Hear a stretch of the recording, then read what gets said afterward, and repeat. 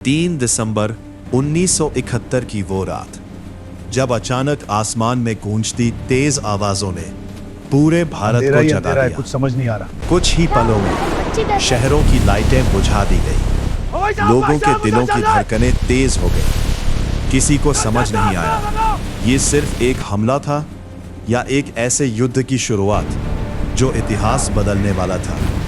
लेकिन इस कहानी की शुरुआत उस रात से नहीं बल्कि महीनों पहले हो चुकी थी।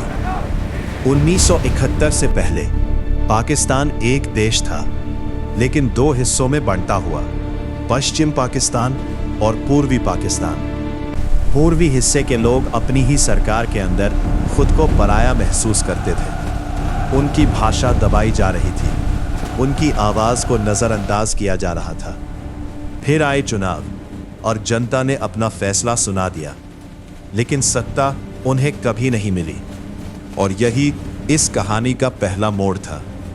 25 मार्च 1971, एक ऐसी रात जिसे इतिहास ऑपरेशन सर्चलाइट के नाम से जानता है। ढाका की सड़कों पर अचानक गोलियों की आवाज गूंजने लगी। लोग अपने घरों में छुपे थे, लेकिन मौत दरवाजे तोड़कर अंदर आ रही थी। हजारों लोगों को बिना किसी चेतावनी के मार दिया गया, पूरे शहर को खामोश कर दिया। लेकिन इस खामोशी के पीछे एक तूफान पल रहा था। हर दिन लाखों लोग अपनी जान बचाने के लिए भाग रहे थे। बच्चे, महिलाएं, बूढ़े, सब कुछ पीछे छोड़कर भारत की सीमाओं की तरफ। अब यह सिर्फ एक देश का मामला नहीं रहा था। भारत के सामने सवाल था, क्या वो चुप रहेगा या इतिहास में एक नया अध्याय लिखेगा? और फिर भारत ने फैसला कर लिया। 3 दिसंबर 1971 शाम के 5:40 पाकिस्तान ने भारत के कई एयरबेस पर अचानक हमला कर दिया। लेकिन यह हमला एक बहुत बड़ी गलती साबित हुआ। भारत ने उसी रात पूरी ताकत के साथ जवाब दिया। अब यह सिर्फ हमला नहीं था, यह एक खुला युद्ध था। यह युद्ध सिर्फ 13 दिन चला, लेकिन हर दिन एक नई कहानी लिखी गई। पूर्वी मोर्चे पर भारतीय सेना और मुक्ति वाहिनी तेजी से आगे बढ़ रहे थे। पाकिस्तानी सेना हर तरफ से घिरती जा रही थी।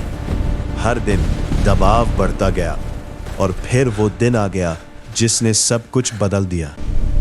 16 दिसंबर 1971 ढाका के रेस कोर्स मैदान में एक ऐतिहासिक पल दुनिया देख रही थी।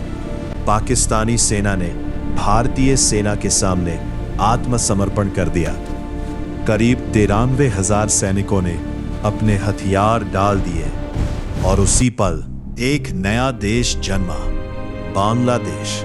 13 दिन का ये युद्ध सिर्फ जमीन की लड़ाई नहीं था, ये लड़ाई थी आवाज की, आजादी की और इंसाफ की।